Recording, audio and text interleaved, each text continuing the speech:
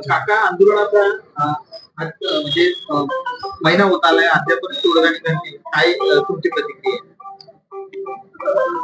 नाही, तोडगा निघेल असं शक्यता वाटते. कारण माननीय पंतप्रधानांनी पण त्याच्यामध्ये पॉझिटिव्ह या गोष्टीवर विचार करा म्हणून असं सांगितलेलं आहे. आणि त्याच्या दोन मागण्या मला वाटतं मान्य पण केलेल्या आहेत.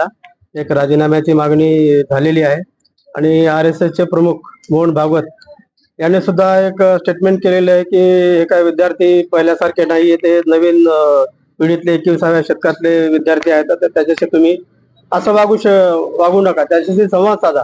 तर मला वाटतं त्यांच्या गोष्टीचा प्रभाव राजकारणावर पडेल आणि त्यांची गोष्ट सुद्धा ऐकल्या जाईल. अभिजितला सध्या टायफॉइड झालेला आहे. काल अभिजितची तब्येत खराब झाल्याची म्हणजे बातमी आली आहे. ती बातमी तुम्हाला माहिती कशी मिळाली आणि माहिती मिळाल्यानंतर तुमची काय प्रतिक्रिया आहे? नाही, याच्यावरच मला इंस्टाग्रामवरच बघितली. आम्हाला डायरेक्ट त्यांनी काय सांगितलं नाहीये, फक्त सलाईन घेतलेल्या होत्या काल परवाच्या दिवशी, ते सांगितलं होतं त्यांनी.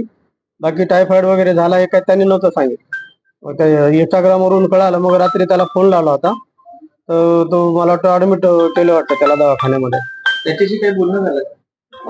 हो, बोललो झालं त्याच्याशी. मला नाही, त्याच्या आईला बोलला तो. 1:30 वाजता बोलला तो. हा, काय म्हणतात? काही नाही, थोडासा झालाय म्हणे टायफॉइड, होईल म्हणे लवकर कव्हर म्हणे. काका, तुमचा लेख देशासाठी लढतोय, विद्यार्थ्यांचे प्रश्न मांडतोय. अशा परिस्थितीत त्याला स्वतःला आजार झालाय, काय काळजी वाटते का आणि त्याला काय सांगणार? नाही, त्याला एकच सांगणं आहे की तो विद्यार्थ्यासाठी हे लढतोय, खूप चांगलं आहे, कोणीतरी करायलाच पाहिजे. कारण तब्येतीची काळजी घेणं आवश्यक आहे. कारण आम्ही शाळेमध्ये असताना शिवाजी महाराजांच्या गोष्टी ऐकायचो, भगतसिंगाच्या गोष्टी ऐकायचो, खुदिराम बोस, राजगुरू, हे सर्व ऐकायचो. आम्हाला खूप बरं वाटायचं ते ऐकायला, दुसऱ्याला सांगायला पण. बरं, आता बघा, 19 तारखेपर्यंत पाहिजे तेवढा रिस्पॉन्स झाला नव्हता, सरकारने एवढं गांभीर्य घेतलं. मात्र 20 तारखेला ज्या पद्धतीने अमानुषीचा विद्यार्थ्यांवरती लाठीचार्ज झाला, त्यानंतर देशभरातला युवा जागृत झाला आणि कुठेतरी अभिजित गुप्ते यांना पाठिंबा देण्यासाठी आता राज्यामध्ये आंदोलन होते. कुठेतरी आता या कारणामुळे विद्यार्थी जागृत झाला, भावना वाटते. त्या खरं म्हणजे ते लाठीचार्ज व्हायलाच पाहिजे नव्हता. मी सुद्धा तो मोर्चा बघत होतो, मार्च बघत होतो, संसदेकडे चाललेला, खूप शांततापूर्ण चाललेला होता.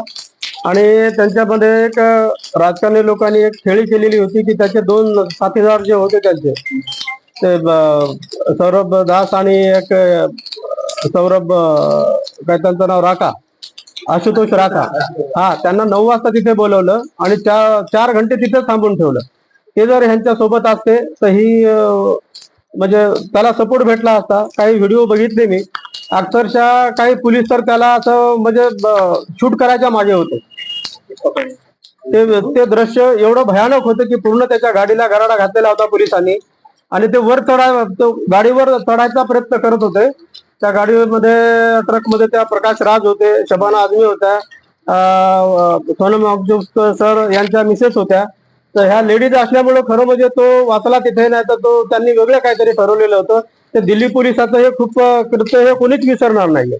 त्यांनी जे विद्यार्थ्यांसोबत केलंय हे दिल्ली पोलिसांची महाभयंकर चूक आहे आणि त्यांचे परिणाम त्यांना भोगावे लागतील. त्या सत्ता काय शेवटपर्यंत राहत नसती. आता हे जे यांनी कोणाच्या सांगण्यावरून केले माहित नाही, कोणी त्यांना असे कृत्य एवढे आदेश मला नाही वाटत कोणता राजकारणी देऊ शकतो म्हणून. दिले जरी असतील तर याचे परिणाम त्यांना भोगावे लागतील. कारण हे काय राजकारण हे काय त्यांच्या शेवटपर्यंत कारण 5 वर्षामध्ये चेंज होत असतं.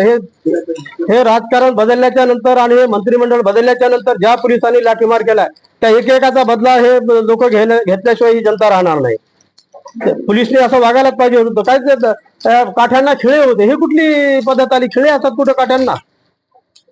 खिळे होते काठ्यांना? काही मुलींना मारलं, मुलींचे कपडे फाडले. महाराष्ट्रामध्ये अशा घटना कधीच घडू शकत नाहीत. हे दिल्ली पोलीस हे म्हणजे ते गुंडच आहेत, गुंड प्रवृत्तीचे त्यांच्यामध्ये हे आहे. ते खरं म्हणजे पोलीस ह्या सेवेला ते लायकच नाहीत. त्यांना नावं, हे पोलीस हे नाव ठेवणं त्यांना शोभतच नाही. त्यांना गुंडच ही उपाधी द्यायला पाहिजे. काही असे सोशल मीडियावर व्हिडिओ आलेले आहेत की ज्या पोलिसांचा नेम प्लेट नाही, त्यांची केस असे वाढलेले, आधीच कपडे घातलेले, बेल्ट वेगळा असेल आणि ते विद्यार्थ्यांना मार आहे. ते त्यांनीच, ते नियोजित गुंड होते. ते त्यांचा मोर्चा बदनाम कसा करायचा याच्यासाठी सर्व परीने ह्यांनी प्रयत्न करून बघितले. पण तो त्यांच्याकडनं चुकी काही झाली नाही विद्यार्थ्याकडून, म्हणून हे बाहेरचे गुंड त्याच्यामध्ये घुसवले आणि ते विद्यार्थ्यांना बदनाम केलेले आहेत. विद्यार्थी त्याच्यामध्ये कुठे विद्यार्थ्यांनी चुका केलेल्या नाहीत.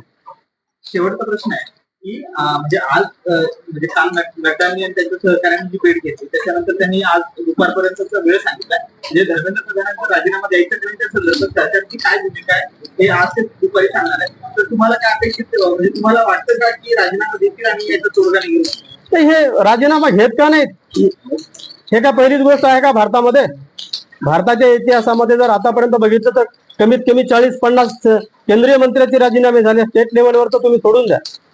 हे राजीनामा का घेते? तर राजीनामा घ्यायलाच पाहिजे ना अशा व्यक्तीचा. कारण या सर्व घटनेला कारण तो एकच व्यक्ती कारणीभूत आहे. त्यांनी जर राजीनामा दिला असता तर एवढे प्रकरण वाढले नसते. दुपारी जो काही भूमिका सरकारकडून मांडली जाणार आहे त्याच्यात वाटतं तुम्हाला की राजीनामा घेतली? त्यांनी राजीनामा द्यायलाच पाहिजे. त्यांनी तो जर शहाणा माणूस असेल खरंच तर ह्या सर्व गोष्टीचा विचार करून हे केवळ अभिजितच्या एकाचं काम नाहीये. हे भारतामधल्या संपूर्ण विद्यार्थ्यांचा जीवाशी प्रश्न आहे. आणि केवळ नीटच नाही, हे इतर परीक्षाची सुद्धा बाबत आहे. निगडीत सर्वच बाबी येतात एज्युकेशनशी संबंधित. या ठिकाणी जर दुसरा संवेदनशील व्यक्ती असता तर त्या संवेदनशील व्यक्तीने कधीच राजीनामा दिला असता आणि विद्यार्थ्यांचं समाधान केलं असतं. ज्या पद्धतीने आता युवा जागरूक झालेला आहे तर तुम्ही युवाला काय सांगू इच्छिता, काय संदेश देताय? त्या युवांना तर मी एवढं सांगेल की तो काय त्याच्या स्वतःसाठी करत नाहीये. तो सर्व तुमच्या भवितव्यासाठी लढतोय तो. आणि हा लढा तर मला नाही वाटत तो इथे संपेल म्हणून. कारण तो खूप उच्च शिक्षण घेऊन आलेला आहे, बुद्धिमान आहे, तो हुशार आहे. त्यांना सर्व विद्यार्थ्यांच्या बाजू म्हणजे आणि तो गरिबीतून आलेल्यामुळे त्याला ह्या गरिबीची जाणीव आहे. आणि तो विद्यार्थ्यांसाठी पुढे चांगलंच काम करणार आहे. त्याला विद्यार्थ्यांनी जाती धर्म पंथ सर्व विसरून त्याला पाठिंबा द्यावा अशी माझी सर्व विद्यार्थ्यांना भारतामधल्या विनंती आहे.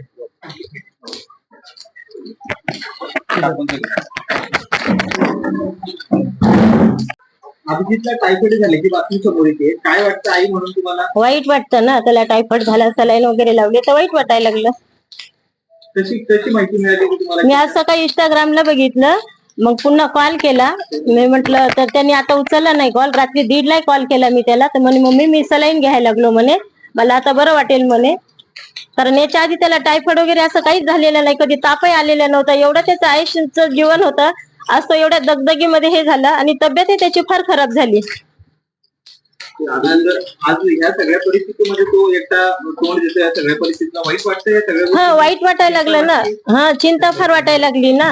कधी असं म्हणजे एवढं त्याच्यावर कधी एवढा अनुभव आलेलाच नव्हता. घरातलाही काही नव्हतं त्याला, बाहेरचं नाही. त्याने एकाकी एवढं पाऊल उचललं, त्याला एवढा पाठिंबा भेटला. त्याच्यामुळे ते थोडं बरंही वाटते आणि चिंताही वाटायला लागली. आंदोलन चिवडू नये म्हणून तो बाहेर जाते, पुन्हा पेंडलमध्ये पुन्हा तो जाते, पुन्हा समजूत घालते. यामध्ये त्याची प्रकृती सध्या तर खालाच झाली. हो ना, आता असं वाटतंय ना की त्याला वाटत असेल ना की आंदोलन पोरं मी नसल्यानंतर उठून जाईल म्हणून. त्याच्या याच्याने तो तेवढ्या याच्यातनं पण स्टेजवर यायला लागला आणि 2-4 शब्द बोलून पुन्हा चालला, पुन्हा सलाईन घेतो. एक तर त्याला उलट्या पण होत आहेत, अधूनमधून उलट्याही सुरू झाल्यात त्याला. तर चिंता तर वाटणारच ना. अनेक आईंच्या उद्या त्या ठिकाणी आलेले की आम्ही आमचा मुलगा या ठिकाणी आलेला, आम्ही त्यांना पाठिंबा देण्यासाठी आले. मात्र सरकार हे कोण गांभीर्याने घेतलं? सरकारचं काय हो, आता सरकारने गांभीर्याने घेतलं पाहिजेत ना. लेकरांच्या मागण्या मान्य करायलाच पाहिजेत. आज 35 दिवस झाले लेकर ग्राउंडवर आहेत. त्यांना काहीतरी हे करायलाच पाहिजेत ना. आता त्यांनी मिटवायला पाहिजेत. लेकर ज्याच्या त्याच्या घरी शांततेत जातील. आता अजून काही जास्त पोरं चिडलेले आहेत सध्या. एक तर लाठीचार्जमुळे अजून भयान झालेले प्रकरण.